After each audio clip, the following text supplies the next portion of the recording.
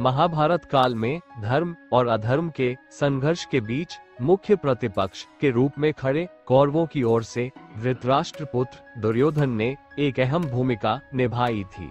यहाँ हम 100 कौरव भाइयों में से सबसे ज्येष्ठ भाई दुर्योधन के जीवन से जुड़े कुछ अनसुने तथ्यों को जानेंगे, जिससे इस धर्म महायुद्ध के बारे में हमारी दृष्टिकोण को एक नया परिप्रेक्ष्य मिलेगा। तो आइए देखते हैं। पहला तथ्य, कौरवों की माता गांधारी एक गहरी शिव भक्त थी और उन्होंने भगवान शिव से 100 पुत्रों का वरदान मांगा था। यहीं से जुड़ी है दुर्योधन के पूर्व जन्म की कहानी। दुर्योधन अपने पूर्व जन्म में कली नाम का एक असुर था। उसने तपस्या कर भगवान शिव से प्रार्थना की कि अगले जन्म में उसका शरीर लोहे के समान कठोर हो जाए और युद्ध भूमि में कोई उसका वध न कर सके। यहाँ तक कि यदि भगवान नारायण भी उसके सामने उपस्थित हो तो वो उस पर प्रहार न कर सके।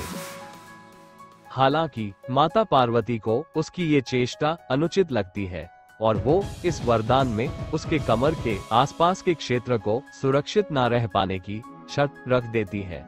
आपको ज्ञात होगा कि अपने अगले जन्म में जब दुर्योधन माता गांधारी के आशीर्वाद से लौह के समान कठोर शरीर लेकर युद्ध भूमि में आता है, तब उसके कमर का स्थान दुर्बल रह जाता है और भ्राता भीम के द्वारा उसी स्थान पर प्रहार कर उसका वध कर दिया जाता है।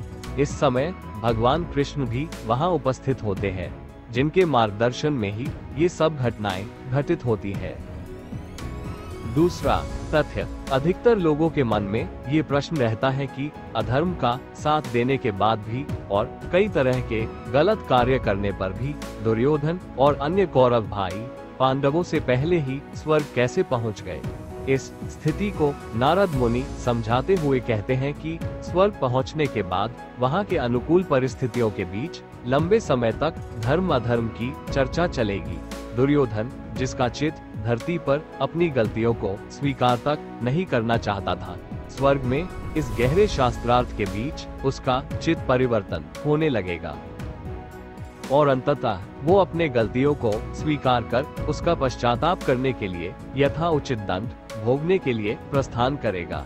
और शायद इसी कारण से भगवान कृष्ण ने धर्म अधर्म के इस युद्ध में वीरगति को प्राप्त होने वाले हर एक योद्धा को स्वर्ग में स्थान देने का वचन दिया था, क्योंकि धरती पर उनकी मनोस्थिति कैसी भी रही हो, अपने अपने कर्मों का हिसाब होने से पहले उनका सत्य असत्य के बीच का भेद समझना और पश्चाताप के लिए तैयार होना आवश्यक था।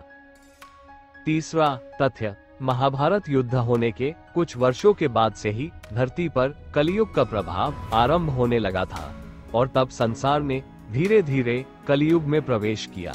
किंतु द्वापर युग के अंतिम चरण में घटित हुए इस महाभारत काल में ही दुर्योधन को कलियुग का प्रतिनिधि माना गया है, जिसके व्यवहार में क्रोध, अहंकार एवं असुरक्षा की भावना का अत्यधिक प्रभाव था।